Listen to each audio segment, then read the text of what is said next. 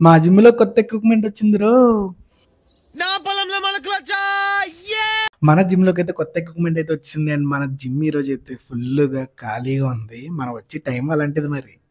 ఈరోజు మనకి bicep and tricep day. ఇది చాలా మంది ఇష్టపడి చేసే డే. మిగతా డేస్ కష్టమని కాదు గానీ, ఇదైతే బాగా ఇష్టపడి చేస్తారు. ఈరోజు ఫస్ట్ అయితే మనం హ్యామర్ కర్ల్స్ అయితే చేస్తామనమాట. హ్యామర్ కర్ల్స్ 4 సెట్స్ అయితే చేసిన తర్వాత మనం బైసెప్ కర్ల్స్ కూడా చేస్తాము. సో, అవి కూడా కంప్లీట్ చేసుకున్న తర్వాత మళ్ళీ కేబుల్‌తో కూడా కొన్ని వేరియేషన్స్ చేశాను. ఇక డంబెల్స్‌తో వర్కౌట్ అయిపోయిన తర్వాత నెక్స్ట్ అయితే మెషిన్ మీద కూడా బైసెప్స్ అయితే ట్రైన్ చేశాననమాట కొంచెం సేపు.